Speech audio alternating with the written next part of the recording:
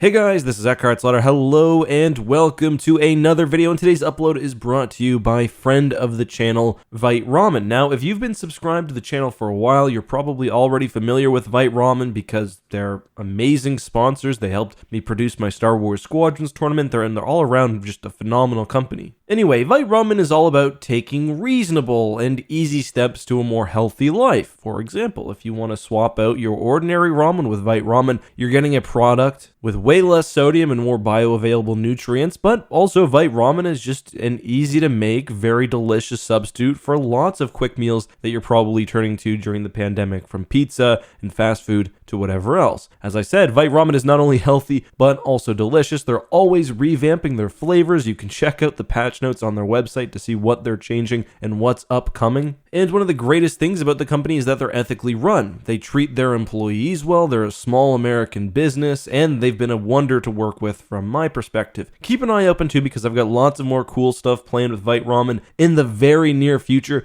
But in the meantime, check out the link down below and use the code EckhartsLadder for 15% off your noodle purchase. And if you don't believe me on how good Vite Ramen is, just read the comments after I upload this video. People are always sharing how much they like the product. Anyway, let's move on to the content, because today we're sort of doing a sequel to a video we did last week where I talked about the real reasons the Jedi Starfighter didn't have hyperdrive. And in that case, there were surface level reasons, i.e. that the lack of a hyperdrive kept the craft light and maneuverable, and more complex reasons, primarily the fact that without a hyperdrive, a Jedi and a Jedi Starfighter was tied to the Republic and was not nearly as mobile and capable of traveling freely throughout the galaxy. In that video, we looked at the proof that it was possible to add hyperdrives to small starfighters, even the exact models the Jedi were using, but that there were other concerns which got in the way. How does that relate to the TIE Fighter? Well, the TIE Fighter is similar because it's got a heaping of on-the-surface reasons for why not having a hyperdrive makes sense.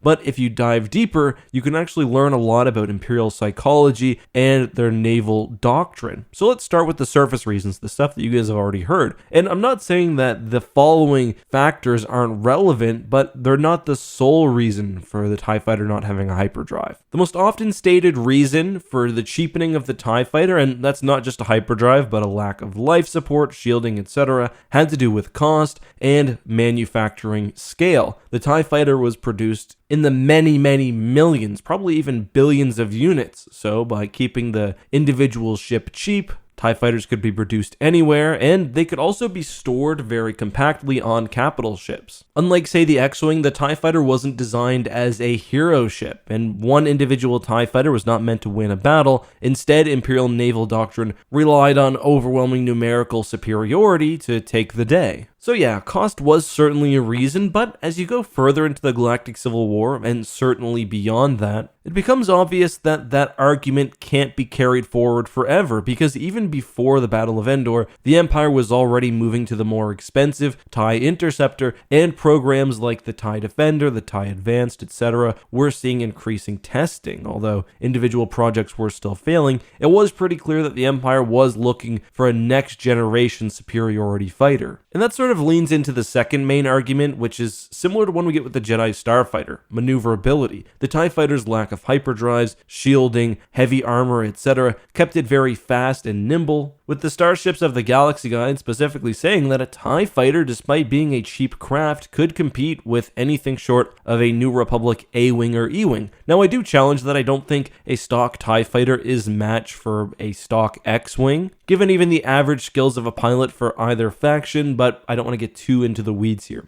Those are the ordinary reasons given, but there's actually far more to that which helped decide the TIE Fighter's overall design. First of all, the TIE Fighter was a way to maintain the Empire's preference for large capital ships and a naval doctrine dominated by Star Destroyers. This can be held in direct contrast with especially like mid-war era New Republic, which instead relied on lightning strikes by starfighters, with capital ships not really seeing nearly as much action. The Empire was the opposite of this. You wouldn't just deploy a TIE Fighter squadron to a location. Typically, the TIE Fighters would be carried aboard a Star Destroyer, which purposefully had a very large hangar so it could serve in that sort of multi-purpose carrier/battleship role. So by making starfighters which can't operate on their own, the Imperial Navy is cementing the dominance of these large capital ships. This is even implied as much by the Essential Guide to Warfare, which says, and I quote, that TIE fighters were seen as a complement to Star Destroyers, serving as escort, scout, hit and fade raiders and bombers, and obviously that their designs necessarily limited them to short-term operations. It also says that this was partially because many within the Imperial Navy were wary of fighters generally, and again placed more emphasis on capital ships. And this would actually end up being one of the Empire's gravest mistakes, because the TIE fighter ended up not being a proper counter to Rebel tactics, which often saw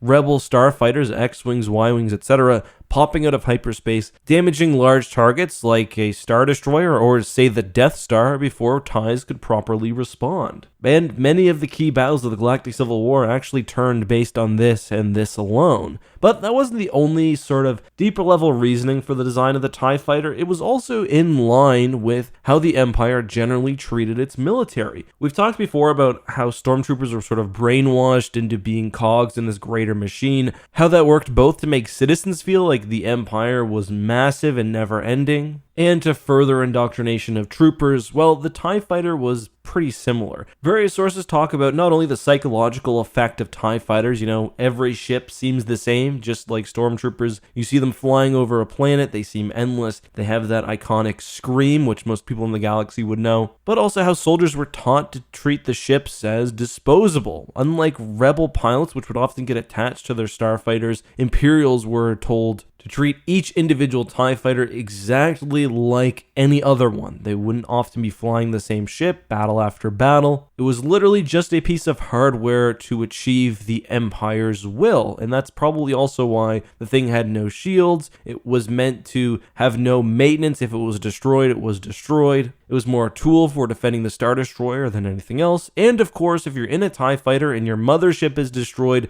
then you're stranded. I mean, you've got no hyperdrive to travel to another system or get picked up. So you can see the psychological effects this would have on Imperial troops, how it serves to not only further their kind of indoctrination into the Imperial war machine, but also helps give them motivation for fighting during space battles. But guys, that's all I have for today. I hope you enjoyed this content. Is there anything you'd like to see me cover in the future? Let me know down in the comments. Until next time though, have a good one, be safe, and may the Force be with you.